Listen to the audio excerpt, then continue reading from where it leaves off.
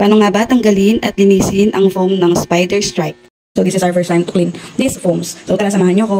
Unang tatanggalin, ito. So sabi, iangat mo lang to. Ayan. Ilahin lang siya. Ayan. So madali lang naman pala.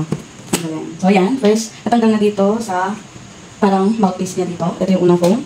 Then ang sabi next, dito sa mga side foam niya.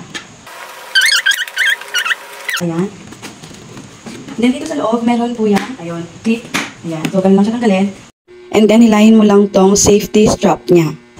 Tapos, meron po isa. Bali, tatlo po yung, ano niya, yung parang clip niya. Ayan. So, 1, 2, 3. Second na yan na foam. Tapos, yung isang side. So, yun ulit. Natanggal na ulit yung isang clip. Then, yung isang clip. Hilahin lang ulit yung para dun sa safety. And last clip. Okay, natanggal na yung pangatlong foam. Ito na yung sa parang bumbunan. Hanggang dito na siya. Then, dito lang siya. May clip din dito, dalawa. Buksan nyo lang yan. Yan. Tapos, hilahin nyo lang yan.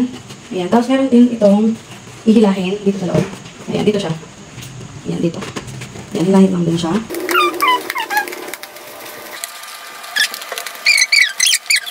Ayan. Ayan. Dahil first time lang namin siyang tatanggalin mula ng pagkabili, so makapit pa siya. So, ingat na lang po sa paghihila nito. Ayan, finally success. So, ito na yung dun sa kabumbunan niya. Look yun. So, yun ang tinatanggal dyan. Wala nang ba? So, ayan, natanggal na lahat. Ito hindi siya tinatanggal kasi ano lang naman ito padding dito. Ayan, styro na yan kasi. Hindi siya tinatanggal. So, ayun, natanggal na po lahat. Yung sa bumbunan niya. Ito, kapag first time itong tatanggalin, hila lang ng diretso kasi para lumabas siya. Huwag nyo siyang hilahin paangat or pababa kasi baka mapunit. Mahirap lang siyang tanggalin dahil nga after 1 year nung binili namin, ngayon pa lang namin siya lilinisan dahil hindi namin talaga siya alam kung paano linisan. So, ayun na nga, ganoon lang din yung pagtatanggal ng both side, yung kung saan yung mouthpiece, then yung sa para sa bumbunan. So, balikan ko kayo after malaban to at matuyo. Okay, so, natapos ko na linisan yung mga foam. Ang ginamit ko pala ay sunsilk. Huwag kayong gagamit ng matatapang na amoy kasi kapag natuyo yan, sigurado babaho ulit. Kaya mas maganda sunsilk yung gamitin nyo as base lang sa napalong ko din para mabango pa rin yung amoy niya pagkatuyo. Okay, then huwag nyo siyang i-fabric conditioner kung ayaw nyo ng matapang na amoy. Tapos ng banlawan, 3 beses, dryer na natin. Ayan, na-dryer na natin, 10 minuto. Siguro naman matutuyo to hanggang bukas. Ilalagyan na natin. So, clip muna natin siya dito. 2 clip. Then, dito sa parit.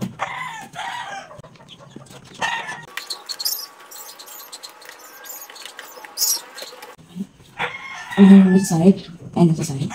Tapos yun.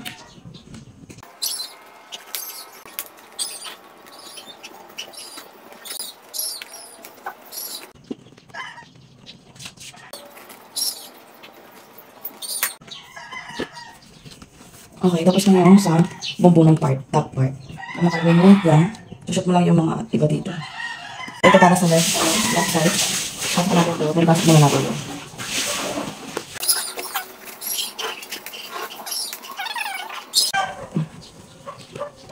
Then ikot na natin yung mga pins. Ayan. Ito yan. Ito. Ito yung last part. Yan. Lalagyan mo na natin yung pinaka sa dulo.